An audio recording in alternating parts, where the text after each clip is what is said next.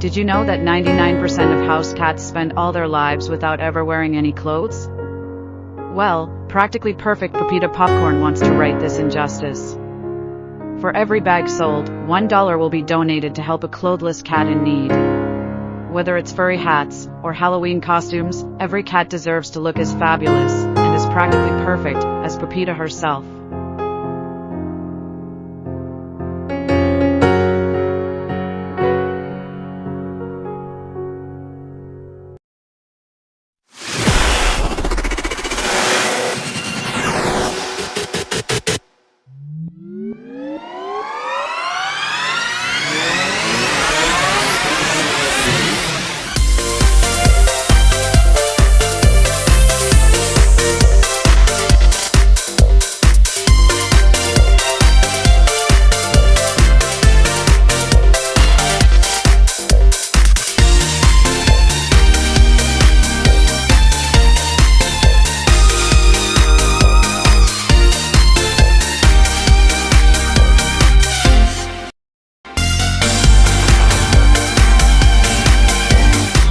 Well, my friends, it seems you have made it to the fourth reader, the final boss, the big bad, the ever so clever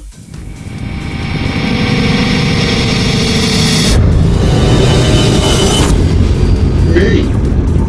And you may have noticed that I've had a bit of a makeover. It seems that the multiverse is unleashing new powers within me. I can feel the chaos running through me.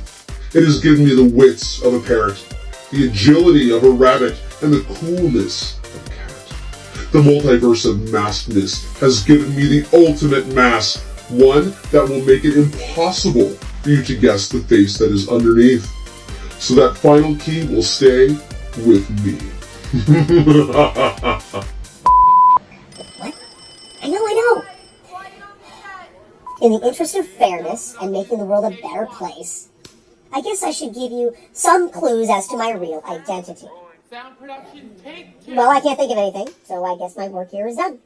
Bye! Like this? Answer these questions in case you cannot think of any clues about yourself. First question. Describe your job here at Oliveira. Okay, got it. I am Mission Control, guiding a bunch of space monkeys headed to the moon.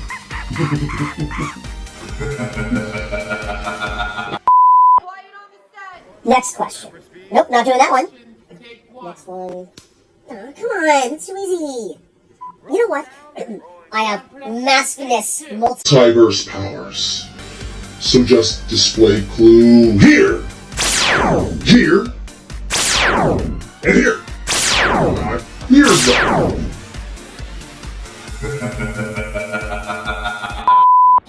Wait a minute. I've been a bit mean and unkind, haven't I? But I detest people who are mean and unkind. This kind of power is not what I dreamt for myself.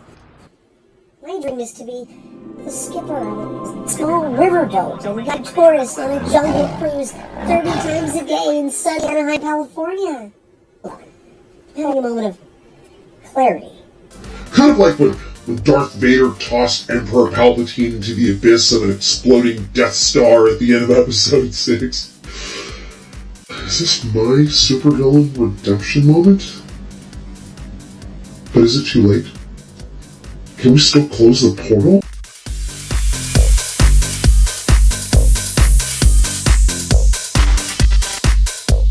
Okay, let's do this.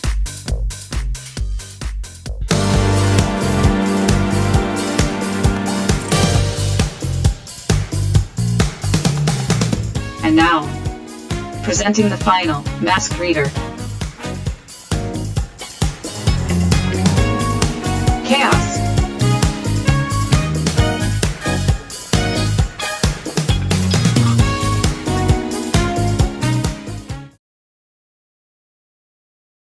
Ogreish art. Written by Nathaniel Lachenmeyer.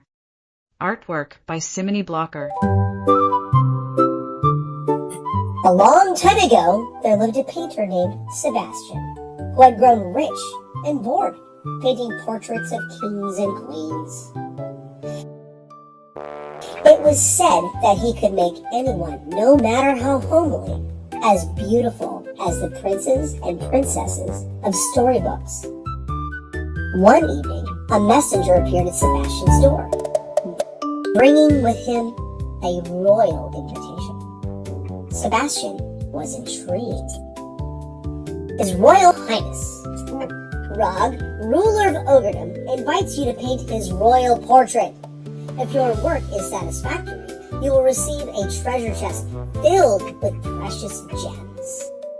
He had never heard of the king or his kingdom, and no one had ever offered him so much money for a single painting before.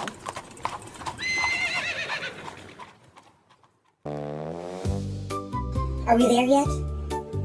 Are we there yet? Are we there yet? Are we...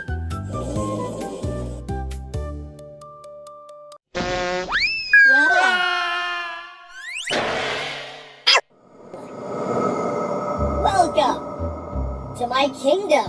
I am Rog, king of the ogres. Thank you for your invitation, your majesty. I have invited you here to paint my royal portrait. I am honored, your majesty. I hope you are as good at portraits as they say. Do you think I will be a challenge? Every portrait is a challenge, your majesty.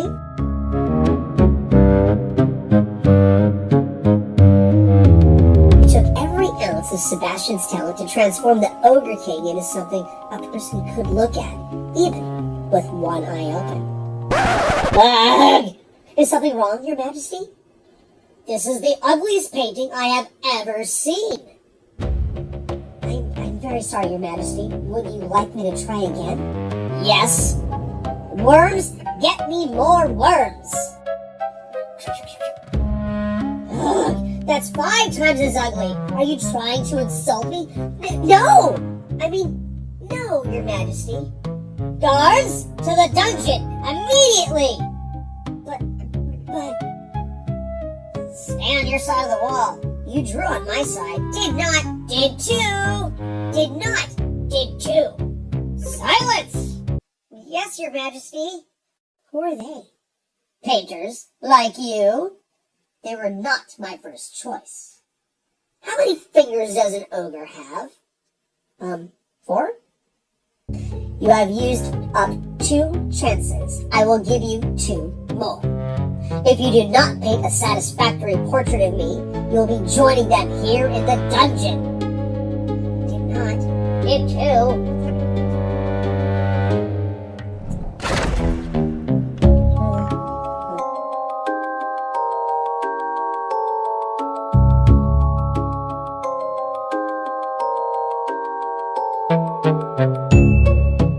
Your Majesty, I know that you're no ordinary king. You're much wiser, and your taste in art is more refined than any king I have ever known. I am going to create for you a portrait that is as wise and as great as its subject. Now, please, your Majesty, do not move.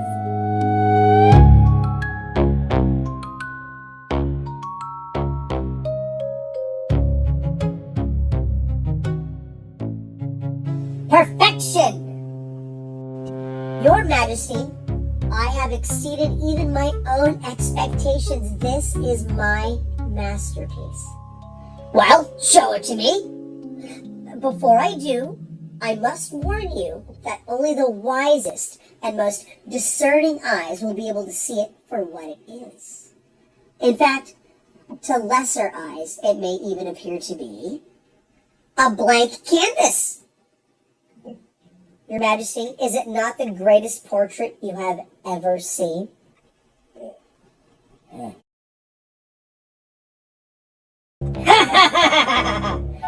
You cannot fool an ogre as easy as that. Snap.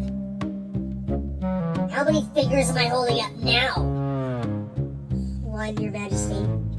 Yes, and everyone, not just the wisest and most discerning, can see it. You have one more chance to paint my portrait. Otherwise, the dungeon! Sebastian was sure that he was going to spend the rest of his days in the Ogre King's dungeon. He realized that this was probably going to be the last portrait he ever painted. Sebastian picked up his brush, looked at the Ogre King, and began to paint. Really paint. For the first time in years, Sebastian painted someone the way he really saw them, without mixing in flattery or deception. Something strange began to happen to Sebastian. For the first time in years, he began to enjoy painting. Well, is it done? Show it to me. Finally, a painter who can paint. I was beginning to think that no painter would ever capture my handsomeness. Guards! Here is your reward. Thank you, Your Majesty. It is very generous. Yes, it is. What is it? You want more? I was wondering. Yes. Would you be willing to also free the other painters? I think they are running out of wall space. Take them. Their arguing gives me a headache. I don't even enjoy visiting my own dungeon anymore. Sebastian never again painted flattering portraits of people and their pets. You move over. No, you move over. Sebastian used Rob's treasure to travel around the world and paint the strange and beautiful creatures he found in it. Exactly as he saw them.